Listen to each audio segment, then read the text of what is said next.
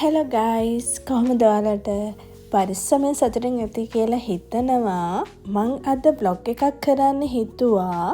අපේ සාමාන්‍යයෙන් lenses use කරද්දී එක හරියටම කරන්නේ කොහොමද කියන එක මම ඔයාලත් එක්ක ෂෙයා කරගන්න හිතුවා. ඉතින් මම මීට කලින් ග්‍රේ කලර් එකයි බ්‍රවුන් කලර් එකයි යූස් කරා. දැන් ඒ ලෙන්ස් දෙකම එක්ස්පයර්ඩ් වෙලා නිසා මං ඒ කලර්ස් දෙක එක්කම, ඒ කියන්නේ ග්‍රේ එකයි බ්‍රවුන් එකයි එක්කම ඕෂන් බ්ලූ එකක් මට මේ පාර try කරන්න හිතුණා. ඉතින් මං ලෙන්සස් සෙට් 3ක්ම order කරා. ඒක ඔයාලත් එක්ක share කරගන්න මං හිතුවා හරියටම ලෙන්සස් use කරන්නේ කොහොමද කියලා ඔයාලටත් කියලා දෙන්න. ඔයාලා දැනටමත් දන්නවත් ඇති. ඒත් පොඩි ට්‍රික් දෙක තුනක් තියෙනවා රිදෙන්නේ නැතුව, ඒ කියන්නේ comfortable විදියට ලෙන්ස් එක අපේ ඇහි තියාගන්න. ඉතින් මේ විදිහට පැක් එක ඕපන් කරලා මේකත් එක්කම එනවා ඒකට කන්ටේනර්ස්, ඒකම ලික්විඩ්, ටූල් සෙට් එක, මේ හැමදේම අපිට ලෙන්ස් ඕඩර් කරන් පස්සේ හම්බ වෙනවා. මේක ඕපන් කරගන්නේ මෙන්න මේ විදියට ඕපන් කරලා ඉවර වෙලා මම ඒ ලික්විඩ් එක එහෙමම කන්ටේනර් එකට දැම්මා. ඔයාලට ඕන නම් ඒකෙම සොලියුෂන් බොටල් එක, ඒ කියන්නේ ලික්විඩ් බොටල් එකෙන් කන්ටේනර්ස් වලට අලුතින් කන්ටැක්ට් ලෙන්ස් ලික්විඩ් එක දාලා මේක මේ විදිහට ස්ටාර්ට් කරන්නත් පුළුවන්. මම ඒක එන පැක් එකේම තිබ්බ ලික්විඩ් එක එක්කම තමයි මේකට දාන්නේ. ඉතින් අපි බලමු කොහොමද ඒක කරන්න කියලා. නෝමලි අපි කන්ටැක්ට් ලෙන්සස් යූස් කරන්න කලින් හොඳට අත් දෙක හෑන්ඩ් වොෂ් දාලා පිරිසිදු කරලා හොඳට ඩ්‍රයි කරගෙන තමයි මේවා අල්ලන්න ඕනේ. මොකද විස බීජ තියෙන්න පුළුවන්. අපේ ඇස් දෙකනේ, අපේ ශරීරයේ වැඩිම වටින දේ ඇස් දෙක. ඉතින් අනිත් දේවලුත් වටිනවා. ඒ වුණාට ඇස් දෙක අපි හුඟක් පරිස්සම් කරගන්න ඕනනේ. අනිත් දේවල් වලට වගේම අපි ඒ හින්දා අත් දෙක හොඳට පිරිසිදු කරලා තමයි ලෙන්ස් ඇහැට දාන්න යන්න ඕනේ. අනිත් එක තමයි තව මේකේ රබර් රින් කියලා ස්ටෙප් එකක් තියෙනවා. ඒක මම වෙන බ්ලොග් එකකින් මම ඒක කරලා පෙන්නන්නම්. මේකප් දාන්න කලින් ලෙන්ස් දාන්නේ කොහොමද කියලා මේ කන්ටේනර් එකේ තියෙද්දි. නෝමලි අපි මම ඒක නිකන් කියන්නම් ඔයගොල්ලන්ට මතක තියාගන්න.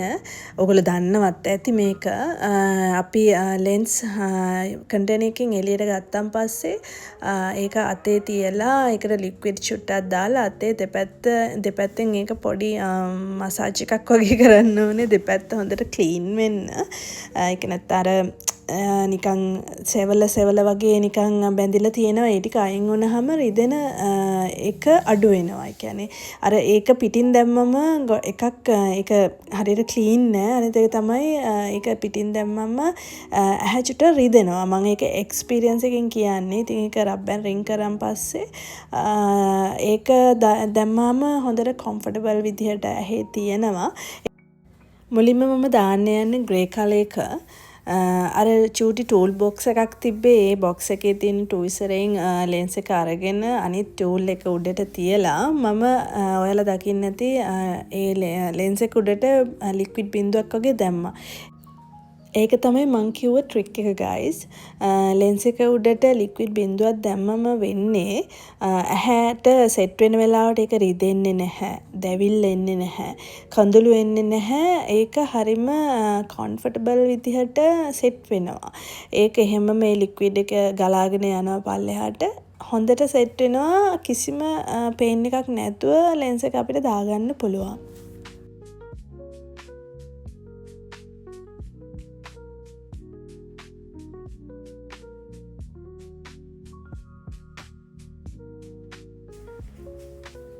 මෙන්න මේ විදිහට ලික්විඩ් එක පල්ලෙහාට යනවා. මේ කඳුළු නෙමෙයි ගයිස්. අර මම ලෙන්ස් එක උඩට දාපු ලික්විඩ් බින්දුව. එතකොට මේක හොඳට සෙට් වෙනවා. ඉතින් දැන් ඒක දාලා ඉවරයි. මේ තමයි ග්‍රේ කලර් එක. ඒක හරිම ලස්සනයි. ඊළඟට මම දාන්න යන්නේ බ්‍රවුන් කලර් එක.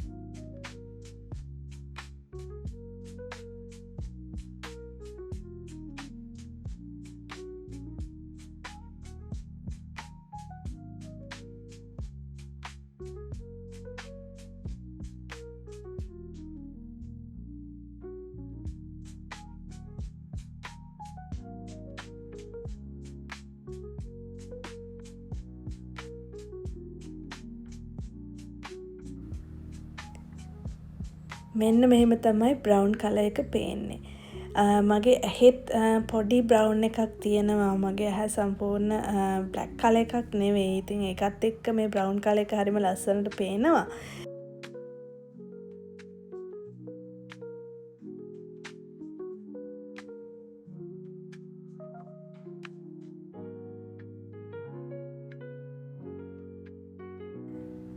ඔන්න බ්‍රවුන් කලර් එක දැම්මම පේන විදිහ.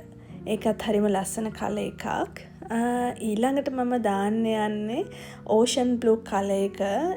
ඒක මම ෆස්ට් ටයිම් ගයිස් ඕඩර් කරේ.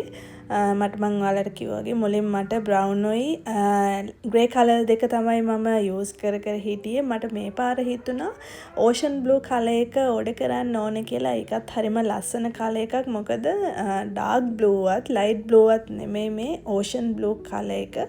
ඒක හරිම ලස්සන කලර් එකක්. ඇත්තටම බලමු ඒක දැම්මාම කොහොමද මට සෙට් වෙනවද කියලා.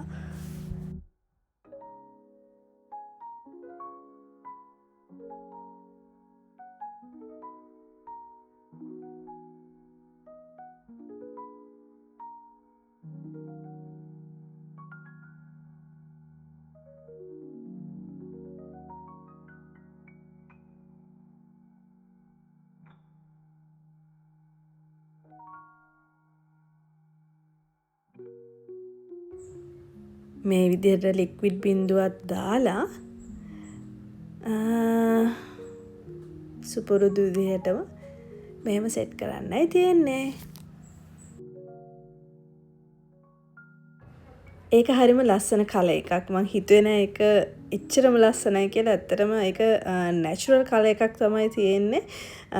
අර නෝමලි ෆොරිනර්ස් ලගේ තියෙන නැචරල් කලර් එකම ඕෂන් බ්ලූ එකේ තියෙනවා. මං හිතන්නේ මම හිතුවට වඩා ඒක මට හරිම ලස්සනට පේනවා. Grey, brown, ocean blue colours තුනම මම මේ විදිහට දාලා පෙන්නනවා. ඉතින් ඕගොල්ලන්ට දන්නේ නැති දෙයක් තිබ්බනම් මේකෙන් ඉගෙන ගන්නත් පුළුවන් වෙන්නේ නැති කියලා මම හිතනවා. එහෙනම් මම ගිහින් එන්නම්. ඊළඟ බ්ලොග් එකකින් හම්බෙනකන් ඕගොල්ලෝ පරිස්සමෙන් සතුටින් ඉන්න. බයි බයි.